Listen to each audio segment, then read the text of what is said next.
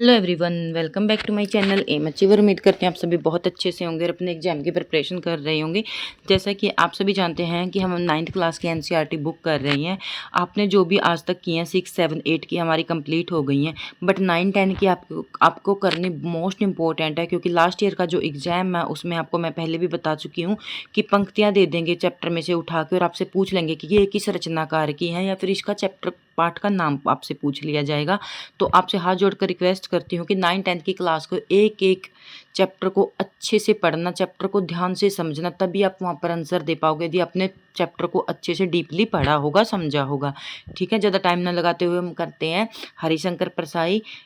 इसको ही जो रचनाएं हैं इसको पढ़ते हैं, और इसका जो चैप्टर है प्रेमचंद के फटे जूते मोस्ट इंपॉर्टेंट है, इसको पढ़ते हैं।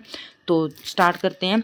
हरिशंकर परसाई का जन्म 1922 में मध्य प्रदेश के होशंगाबाद जिले के जमानी गांव में हुआ। नागपुर विश्वविद्यालय में एमए करने के बाद कुछ दिनों तक अध्यापन किया। 1947 में स्वतंत्र लेखन करने लगे। जबलपुर से वसुधा नामक पत्रिका निकाली। इनकी हिंदी संसार में काफ़ी सराहना है। सबसे पहले तो हरिशंकर परसाई ने कौन सी पत्रिका निकाली, अपने माइंड के अंदर याद करना, अच्छे से स्टोर करके रखना। वसुधा पत्रिका निकाली, ठीक है। बट सबसे ज़्यादा मोस्ट इंपॉर्टेंट यदि आपको इसमें बताऊं तो चैप्टर में, ठीक है, तो क्या है इसमें है ये कृतियाँ, ठीक है। ये आपने एक एक कृति टिप्स के ऊपर होनी चाहिए, या आप क्लास होने के बाद लिख कर देखो, या अपने माइंड के अंदर इंस्ट्रक्शन दे के कैसे भी याद करो। एक एक रचना आपको याद होनी चाहिए। और अब के लिए नहीं कह रही, आपके इन फ्यूचर के लिए कह रही हूँ कि हरिशंकर परसाई की रचनाएं एग्जाम के अंदर आती हैं। यदि ये ऑप्शन में भी आ जाती हैं तो यदि आपको याद होंगी तभी आप ऑप्शन निगलेक्ट करोगे कि ये तो हरिशंकर परसाई की रचना है, ठीक है। तो आप को मैं अच्छे से याद करवाने की कोशिश करूँगी, ध्यान से समझना। जो सबसे पहले तो हरिशंकर परसाई है वो व्यंग्यात्मक लेखक थे, ठीक है। जो किसी के ऊपर ताना कसना, ताज देना, ऐसे होते हैं ना, वो वाले लेखक थे। तो व्यंग लेखकों में उनका नाम अग्रणी है, ठीक है, सबसे पहले लिया जाता है। परसाई जी की कृतियाँ हैं हंसते हैं रोते हैं, जैसे ही उनके दिन फिरे। यहाँ पर सोच लें जो हरिशंकर परसाई हैं वो क्या करते हैं, अब उनके दिन फिर गए हैं, मतलब अच्छे दिन आ गए, तो क्या करते हैं, कभी हंसते हैं कभी रोते हैं, जैसे ही उनके दिन फिरे। समझ गए आप, जैसे जैसे ही हरिशंकर परसाई के दिन फिरे क्या करते हैं, कभी हंसते हैं कभी रोते हैं। ये दोनों क्या है, इनके कहानी संग्रह हैं। उसके बाद है रानी नागफनी की कहानी, तट की खोज। ये दोनों क्या है, ये इनके उपन्यास हैं। इसके लिए आप ऐसे याद कर सकते हैं, जो रानी है, जो रानी नागफनी है, वो उपन्यास लिखने के लिए तट की खोज पर गई। आप अपने माइंड के अंदर पिक्चर इमेज क्रिएट करिए कि जो रानी है वो मतलब किसी नदी के तट पर बैठी है और लिख रही है, मतलब उपन्यास लिख रही है। तो ठीक है, ये आप कभी नहीं भूलोगे। और एक अपने माइंड के अंदर याद रखना है, रानी नागमती की कहानी लिखा है, पर ये है क्या, उपन्यास है। ऐसी छोटी छोटी बातें आप ध्यान से देखा करो, ठीक है। तब की बात तब थी, और ये अब यहाँ पर क्या करना है, आपने अपने माइंड के अंदर रिकॉल करना है कि कोई गांव या कोई शहर की बात हो रही है, कोई जमाने की बात हो रही है, ठीक है। हरिशंकर किसी जमाने की बात बता रहे हैं, भी तब की बात तब थी, ठीक है, तब की बात तब थी। और कब की बात बता रहे हैं, वो जब बूथ के पांव पीछे होते थे, वो तब की बात बता रहे हैं कि तब की तो बात ही और थी जब बूथ के पांव पीछे होते थे। तो फिर बेईमानी की परत, अब तो लोगों पे क्या है, बेईमानी की परत जम गई है, पगडंडियों का जमाना खत्म हो गया है, ठीक है। आपने यहाँ तक याद हो गया होगा कि तब की बात तब थी, कब की बता रहे हैं वो, जब बूथ के पांव पीछे थे।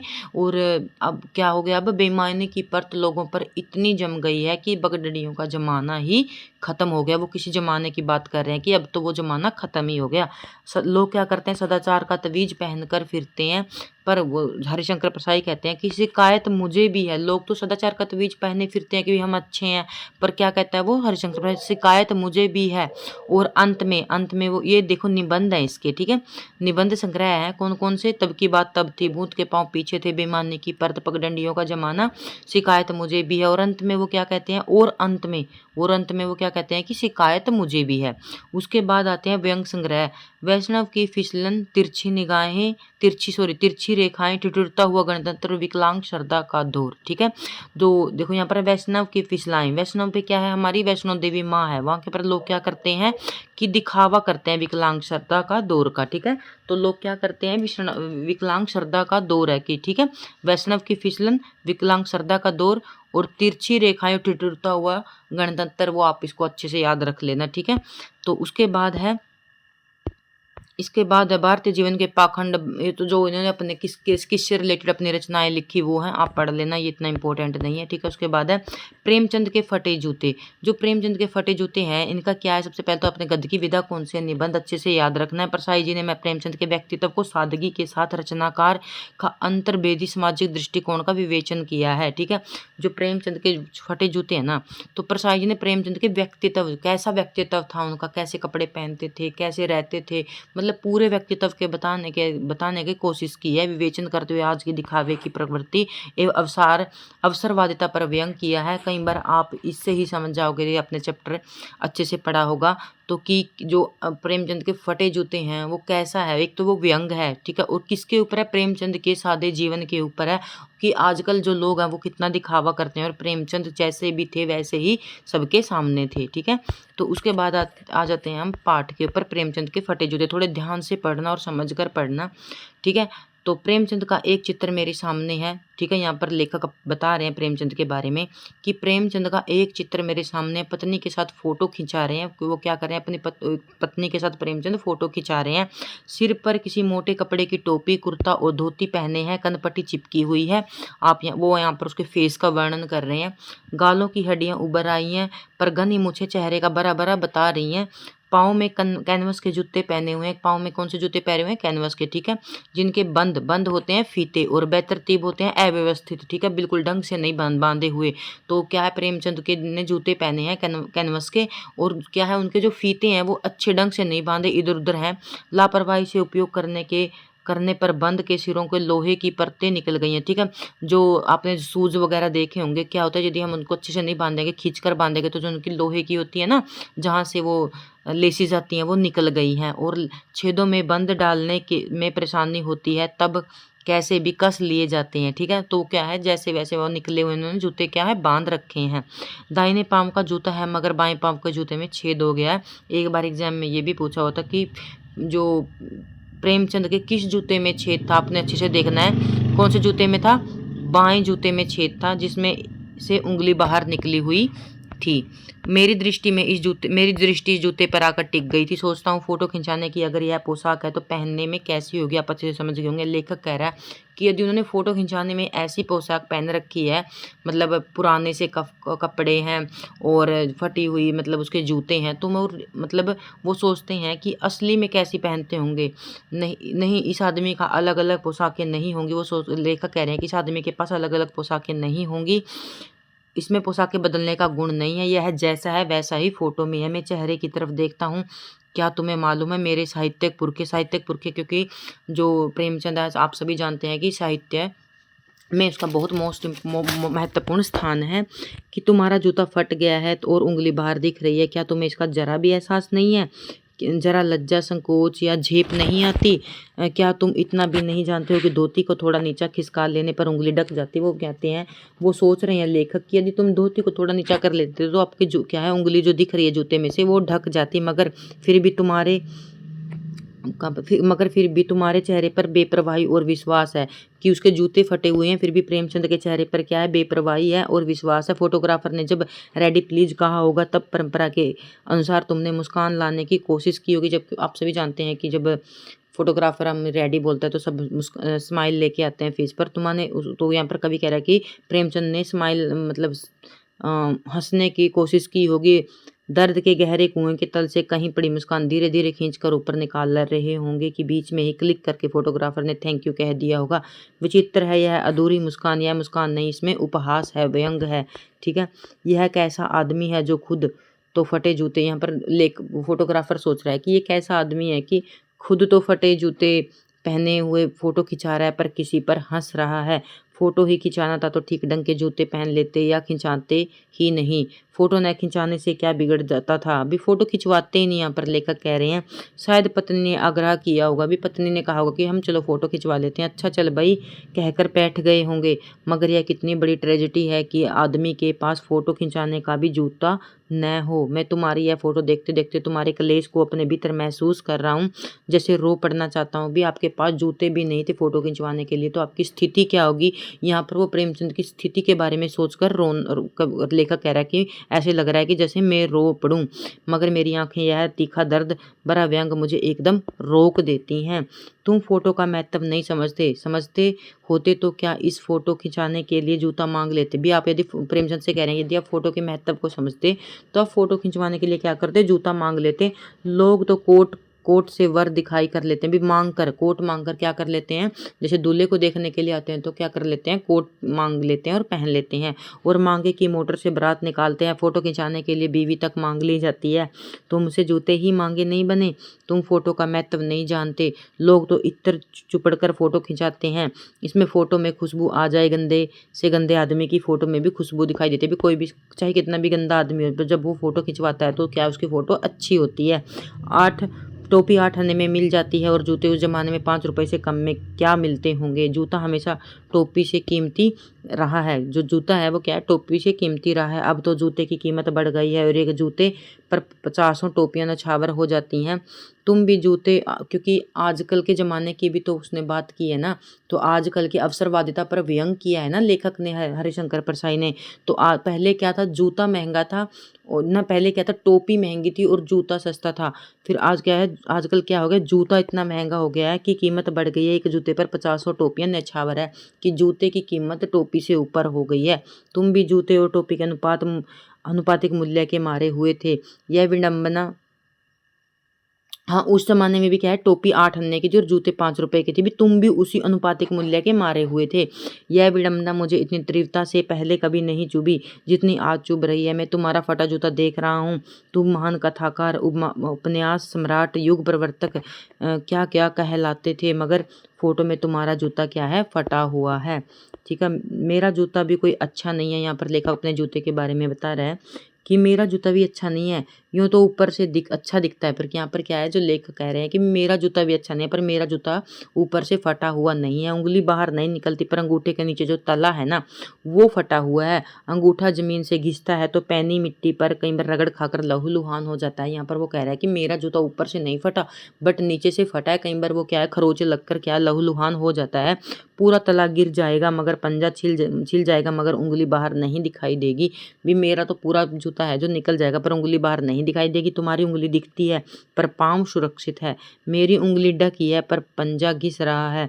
तुम पर्दे का महत्व नहीं जानते, हम पर्दे पर कुर्बान हो रहे हैं। लोग क्या कर रहे हैं आजकल, चाहे नीचे से कितने अंदर से कितने खोखले हों, पर क्या करते हैं, दिखावा करते हैं कि हम अच्छे हैं। पर वो जो प्रेमचंद के बारे में बताया गया है कि चाहे उनकी उंगली बाहर थी फिर भी उन्होंने दिखावा नहीं किया, जैसे थे वैसे अपने आप को प्रस्तुत किया। पर आज का ज़माना क्या है, नीचे से चाहे उसको कितनी चोटें लगी हुई हों, ऊपर से दिखावे की प्रवृत्ति को यहाँ पर साफ साफ इस जूते के माध्यम से देखो, इस जूते के माध्यम से इन पंक्तियों में साफ साफ आज की जो मतलब दिखावा की प्रवृत्ति है उसको साफ साफ बताया गया है इन पंक्तियों में। तुम फटा जूता बड़े ठाठ से पहने हो, मैं ऐसे नहीं पहन सकता। फोटो में जिंदगी भर इस तरह नहीं खिंचाऊंगा, चाहे कोई जवानी बिना फोटो के ही छप जाए, मैं फटे जूते में फोटो नहीं छपवाऊंगा। तुम्हारी यह व्यंग मुस्कान मेरे हौसले प्रस्त कर देती है। क्या मतलब है इसका, जो तुम्हारी मुस्कान है क्या क्या क्या कह रहा है कि व्यंग भरी है। ये कौन सी मुस्कान है, क्या होरी का गोदान हो गया, क्या पूस की रात में नील गाय हल्कुआ खेत चर गई। यहाँ पर जो इनकी रचनाएं हैं उनका यहाँ पर बता कर किया गया है कि आपके चेहरे पर मुस्कान इसलिए है क्या सुजान भगत का लड़का मर गया क्योंकि डॉक्टर साहब क्लब छोड़कर नहीं आ सके। मुझे नहीं लगता कि माधो औरत के कफन के चंद पैसे शराब पी गया। वही मुस्कान मुझे मालूम हो रही है। मैं तुम्हारा जूता फिर देखता हूँ कैसे फट गया। यह मेरी जनता के लेखक है, भी वो बार बार जूते की तरफ देख रहे हैं कि यह मेरी जनता का लेखक है। क्या बहुत चक्कर काट रहे हैं, क्या बनिए के तगादे से बचने के लिए मील 2 मील का चक्कर लगाकर घर लौट रहे हैं। क्या आप वो कह रहे हैं कि आप क्या बहुत ज़्यादा चक्कर काट रहे हैं। चक्कर लगाने से जूता नहीं चक्कर लगाने से फटता नहीं है। वो कहते हैं कि चक्कर लगाने से भी जूता नहीं फटता है, घिस जाता है। कुंभन दास का जूता भी फतेहपुर सीकरी जाने जाने से घिस गया था। ये देखो ये लाइन आ सकती हैं, ठीक है। हमें समझ में नहीं आएगा कि राइटर ने किस चैप्टर से लिया है, पर आप अच्छे से समझ जाना। जो यहाँ पर कुंभन दास का उदाहरण दिया गया है, कुंभन दास का जूता भी फतेहपुर सीकरी आने जाने में घिस गया था, उसे बड़े पछतावा हुआ, उसने कहा आवत जावत पहिया घिस गई, बिसर गयो हरिनाम। जब यहाँ पर कुंभन दास का नाम, कुंभन दास को आप अच्छे से जानते होंगे, कृष्ण काव्य जो भक्ति काल है उसके अंदर जो कृष्ण काव्य धारा है उसके महत्वपूर्ण कवि हैं और अष्टसाप के सबसे बड़े कवि हैं, श्रेष्ठ कवि हैं। तो जो कुंभन दास हैं, एक बार अकबर ने इनको बुला लिया था फतेहपुर सीकरी, और जब ये आने जाने में परेशान हो गए तो तब उन्होंने कहा था आवत जावत पहिया पहिया घिस गयो बिसर गयो हरिनाम, तब उन्होंने ये बोला था, ठीक है। तो और ऐसे बुलाकर देने वालों के लिए कहा गया था, जिनके देखत दुख उपज है तिनको करबो परे सलाम, ठीक है। चलने से जूता घिसता है, फटता नहीं है। तुम्हारा जूता कैसे फट गया? बार बार वो प्रेमचंद को ही कह रहे हैं कि आपका जूता कैसे फट गया। मुझे लगता है तुम्हारे किसी सख्त चीज की ठोकर कि तुम किसी सख्त चीज की ठोकर मारते रहे हो, कि तुम किसी सख्त चीज को ठोकर मारते हो, इसलिए तुम्हारा जूता क्या है, फट गया। कोई चीज जो परत दर परत सदियों से जम हो गई है, उसे शायद तुमने ठोकर मार मार कर अपना जूता फाड़ लिया है। कोई टीला जो रास्ते में खड़ा हो गया है, उसे तुमने अपना जूता आजमाया है। तुम उससे बचकर उसके बगल से भी तो निकल सकते थे। टीलों से समझौता भी तो हो जाता। सभी नदियां पहाड़ थोड़े ही फोड़ती हैं। सभी नदियां हैं वो क्या करते हैं भी, सभी नदियां पहाड़ थोड़ी फोड़ती हैं, कोई रास्ता बदलकर घूमकर भी तो चली जाती हैं। तुम समझौता नहीं कर सके क्या? तुम्हारी भी वही कमजोरी थी जो होरी को ले डूबी। वही नेम धर्म होता है जो नियम और धर्म वाली कमजोरी थी, जो नेम धर्म, जो यहाँ पर जो आप अच्छे से पढ़ा होगा, जो उसकी होरी के बारे में बताया गया है कि आप भी वही नेम धर्म पर थे क्या, कि वही कमजोरी थी क्या? नेम धर्म उसकी भी जंजीर थी, मगर तुम जिस तरह मुस्कुरा रहे हो तो उसे लगता है कि शायद नेम धर्म तुम्हारा बंधन नहीं था, तुम्हारी मुक्ति थी। तुम्हारा यह पाँव की उंगली मुझे संकेत करती सी लगती है, जिससे तुम घृणित समझते हो, उसकी तरफ हाथ की नहीं पाँव की उंगली से इशारा करते हैं, ठीक है। तुम्हारी यह पाँव की उंगली मुझे संकेत करती सी लगती है, जिससे तुम घृणित समझते हो, उसकी तरफ हाथ की नहीं पाँव की उंगली से इशारा करते हो। तुम क्या उस तरफ इशारा कर रहे हो जिससे ठोकर मार मार कर तुमने जूता फाड़ लिया है? अभी तुम उसकी तरफ अब क्यों इशारा कर रहे हो जिससे तुम्हें क्या है, ठोकर मार मार कर इशारा कर लिया। मैं समझता हूँ तुम्हारी उंगली का इशारा भी समझता हूँ, यह व्यंग मुस्कान भी समझता हूँ। तुम मुझ पर या हम सभी पर हंस रहे हो, उन पर जो उंगलियां छिपाए और तलवा घिसाए चल रहे हैं। जैसे हमने पढ़ लिया था कि जो प्रेमचंद की मुस्कान है वो किसके लिए है, वो उनके लिए है जो उंगली तो छिपाए हैं पर क्या है, उनके तलवे घिसते चले जा रहे हैं, उन पर जो टीले को बरकरार बाजू से निकाल रहे हैं, कि उनके सामने जो भी परेशानियां हैं, मुसीबतें हैं, उनसे क्या है, टल कर निकल जाते हैं। मैंने तो ठोकर मार मार कर जूता फाड़ लिया, कि मैंने अपनी कोशिश कर करके अपने जूता फाड़ लिया, मगर उंगली बाहर निकल आई, पर पाँव बचा रहा और मैं चलता रहा, मगर तुम्हारी उंगली को ढकने की चिंता में। आजकल के जो लोगों के ऊपर व्यंग है कि तुम लोग उंगली ढकने की चिंता में तलवे का नाश कर रहे हो, तुम चलोगे कैसे? मैं समझता हूँ, मैं तुम्हारे फटे जूते की बात समझता हूँ, उंगली का इशारा समझता हूँ, तुम्हारी व्यंग की मुस्कान समझता हूँ। उम्मीद करती हूँ आपको ये चैप्टर अच्छे से समझ में आ गया होगा, और ना भी आया तो आपको समझना पड़ेगा, क्योंकि ये चैप्टर इम्पोर्टेंट है, एग्जाम के अंदर पूछा जाता है। अभी यहाँ पर हम कर लेते हैं इसके जो शब्द संपदा है। उपहास होता है खिल्ली उड़ाना, आग्रह होता है पुनः निवेदन करना, कलेश होता है दुख, और तगादा, जैसे आपको तगादा पूछ लेंगे, तगादा क्या होता है, तकाजा, पनहैया क्या होता है, देसी जूती, और बिसराना होता है भूल जाना, नेम होता है नियम, धर्म होता है कर्तव्य, बंद होता है फीता। और जैसे अलग सा शब्द है, आपको अच्छे से ध्यान से देखना है, बेतरतीब। बेतरतीब का मतलब यदि एग्जाम के अंदर आ गया तो आप बता पाओगे। बेतरतीब का अर्थ होता है अव्यवस्थित, ठीक ढंग से न बंधा हुआ। ठाठ होता है शान बरकरार होता है बचाकर, ये हम बता देंगे, थोड़ा ये वर्ड ही अलग था, बंद और अव्यवस्थित, इन दोनों को अच्छे से कर लेना। और कुंभन दास के बारे में जो पंक्तियां आई थी ये भी जान लो।